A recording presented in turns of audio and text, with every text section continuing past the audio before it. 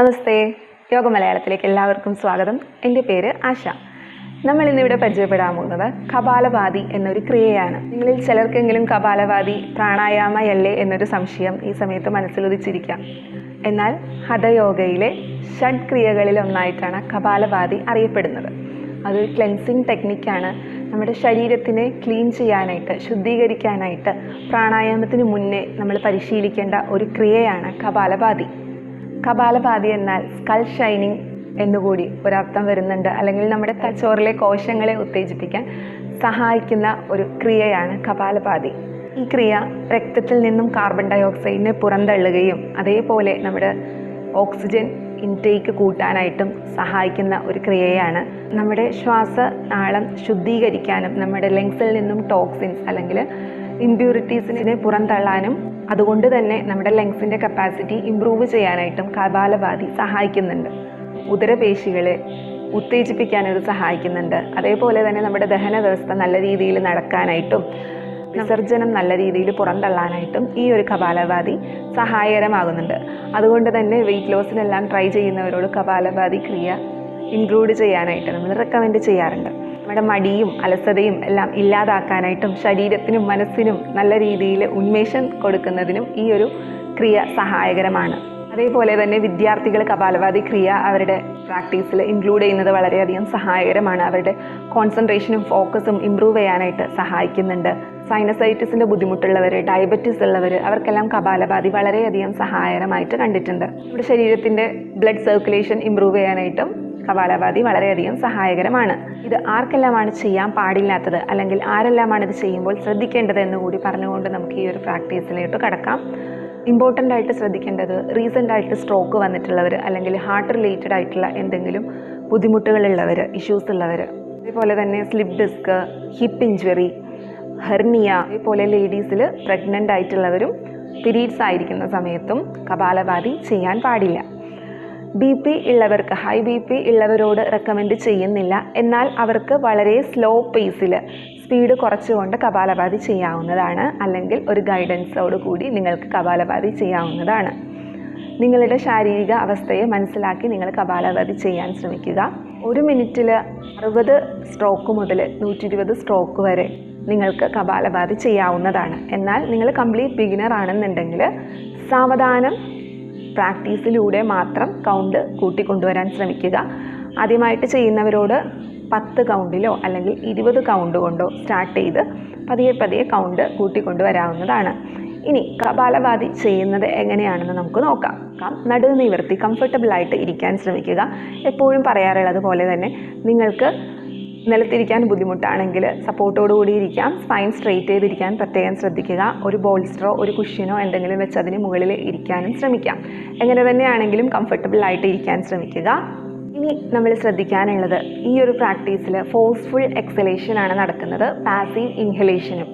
അതായത് നമ്മുടെ ഉദരപേശികളെ ഉപയോഗിച്ചുകൊണ്ട് ശക്തമായിട്ട് ശ്വാസം വിടുന്ന സമയത്ത് ഉദരപേശികൾ ശക്തമായിട്ട് അകത്തോട്ടാണ് നമ്മൾ എടുക്കുന്നത്. ഓക്കെ, അതായത്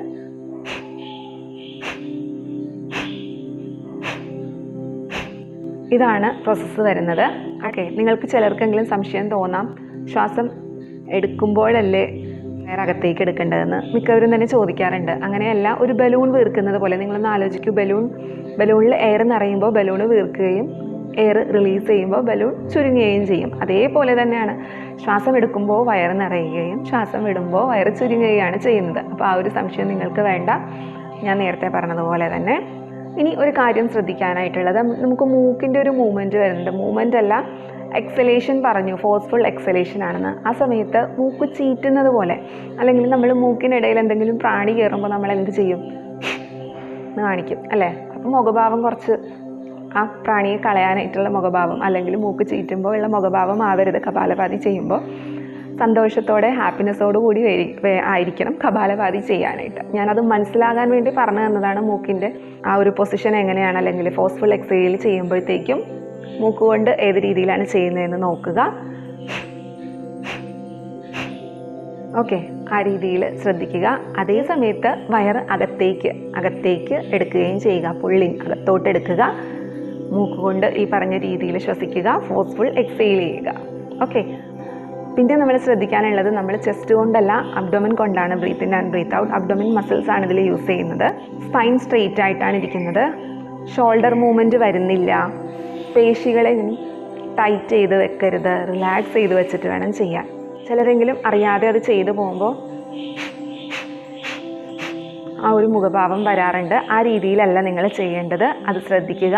അതുപോലെ തന്നെ നിങ്ങളൊരു തുടക്കക്കാരാണ്, അല്ലെങ്കിൽ BP യുടെ പ്രശ്നങ്ങളുള്ളവർക്കെല്ലാം ആദ്യമെന്നല്ല പ്രാക്ടീസ് ചെയ്യുമ്പോൾ ലോ പേസിൽ വളരെ സാവധാനം ഒരു പ്രാക്ടീസ് ചെയ്യാനായിട്ട് ശ്രമിക്കുക. നിങ്ങളൊരു 10 എണ്ണം ചെയ്യുക, അതിനുശേഷം ഒരു ബ്രേക്ക് എടുക്കുക, വീണ്ടും ഒരു 10 എണ്ണം ചെയ്യുക, അതിനുശേഷം കുറച്ച് നേരം റിലാക്സ് ചെയ്യുക, വീണ്ടും ഒരു 10 എണ്ണം. അങ്ങനെ ഒരു 3 സെറ്റ് നിങ്ങൾക്ക് ചെയ്യാവുന്നതാണ് 10 എണ്ണത്തിൻ്റെ. അതെല്ലാം കുറച്ചുകൂടി നിങ്ങൾ കംഫർട്ടബിൾ ആണെന്നുണ്ടെങ്കിൽ നിങ്ങൾ ഒരു 20 എണ്ണം വെച്ചിട്ടുള്ള 3 സെറ്റ് ചെയ്യാം. ഓക്കെ, ആ രീതിയിൽ. അല്ലാതെ കൂടുതൽ ചെയ്യുന്നവർ, അങ്ങനെ ഒരു 1000, 500 ചെയ്യുന്ന ആൾക്കാരെ പറ്റി, അല്ലെങ്കിൽ അങ്ങനെ പ്രാക്ടീസ് ചെയ്യുന്നവർ കേൾക്കാറുണ്ട്. പക്ഷെ നിങ്ങൾ മനസ്സിലാക്കേണ്ടത്, ഇതൊരു ക്രിയയാണ്. നമ്മൾ ഇത് കഴിഞ്ഞിട്ട് പ്രാണായാമം ചെയ്യാനായിട്ട് നമ്മൾ തയ്യാറെടുക്കുന്ന, അല്ലെങ്കിൽ തയ്യാറാക്കിപ്പിക്കുന്ന ക്രിയയാണ് കപാലഭാതി. അത് വളരെയധികം കൗണ്ട് അത്രയും ചെയ്യേണ്ടതുണ്ടോ എന്ന് ഞാൻ പേഴ്സണലി റെക്കമെൻഡ് ചെയ്യുന്നില്ല. നിങ്ങൾക്ക് 1 മിനിറ്റിൽ മാക്സിമം 60 മുതൽ 100 സ്ട്രോക്സ് അല്ലെങ്കിൽ 120 സ്ട്രോക്സ് വരെ ഇത് ചെയ്യാവുന്നതാണ്. അതിൽ കൂടുതൽ ചെയ്യേണ്ട ആവശ്യമില്ല.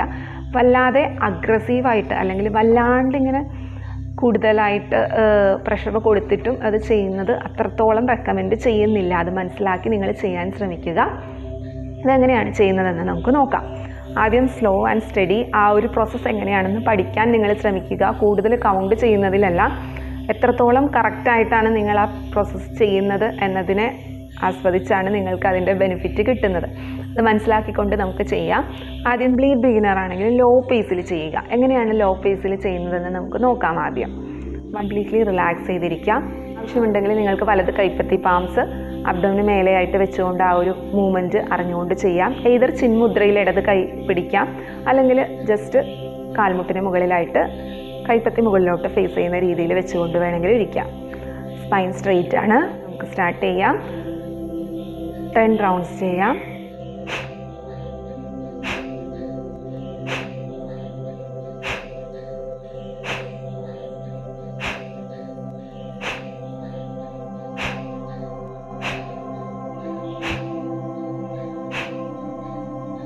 ഓക്കെ, ഈ ഒരു രീതിയിൽ ചെയ്യാൻ ശ്രമിക്കുക.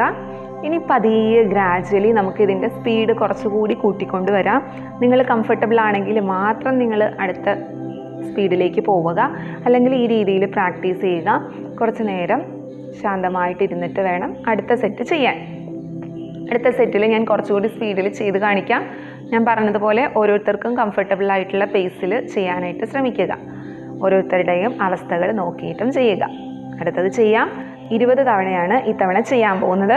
നിങ്ങൾക്ക് കംഫർട്ടബിൾ ആയിട്ടുള്ള എണ്ണം നിങ്ങൾക്ക് ചെയ്യാം.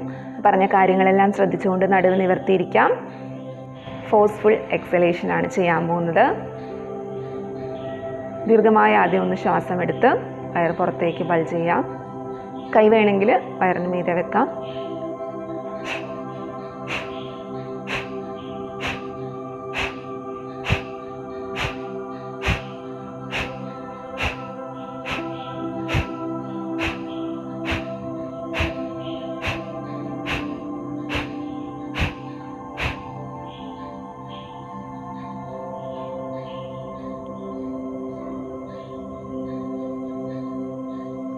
ഓക്കെ, മനസ്സിലായെന്ന് വിചാരിക്കുന്നു. ഇനി ഇത് കംഫർട്ടബിൾ ആയിട്ടുള്ളവർക്ക് ഇത്തിരി കൂടി അല്പം കൂടി സ്പീഡ് കൂട്ടിയിട്ട് നമുക്ക് ചെയ്യാം. അതും എങ്ങനെയാണ് ചെയ്യുന്നതെന്ന് നമുക്ക് നോക്കാം. ഒരു തവണ വജ്രാസനയിൽ ഇരുന്നിട്ടും കാണിക്കാം. അപ്പോൾ ഒന്നുകൂടി കംഫർട്ടബിളായിട്ട് നിങ്ങൾക്ക് വജ്രാസനയിലാണ് ഇരിക്കാൻ പറ്റുന്നതെന്നുണ്ടെങ്കിൽ ആ രീതിയിൽ നിങ്ങൾക്ക് ഈ ഒരു പ്രോസസ്സ് ചെയ്യാം. ഓക്കെ, സ്പൈൻ സ്ട്രെയിറ്റ് ആയിരിക്കണം. കാൽമുട്ട് വേദന ഉള്ളവരാണെങ്കിൽ വജ്രാസന അവോയ്ഡ് ചെയ്യുക. നേരത്തെ കാണിച്ച രീതിയിൽ തന്നെ ഇരിക്കാം. റിലാക്സ്ഡ് ആണ്. കൈ താഴെയായിട്ടോ മുകളിലായിട്ടോ എങ്ങനെയാണ് നിങ്ങൾക്ക് കംഫർട്ടബിളായിട്ട് ഇരിക്കാൻ പറ്റുന്നത് ആ രീതിയിൽ ഇരിക്കുക. ഉപ്പൂറ്റിയിലിരിക്കുന്ന സ്ഥിതിയാണ് വജ്രാസന, അറിയാമെന്ന് കരുതുന്നു. സ്പൈൻ സ്ട്രെയിറ്റ് ആയിട്ടിരിക്കണം. ദീർഘമായി ശ്വാസം എടുത്ത് വയറ് പുറത്തേക്ക് ഒരു തവണ ഒന്ന് ബൾജ് ചെയ്ത് കൊടുക്കുക. Then forceful exhalation and passive inhalation.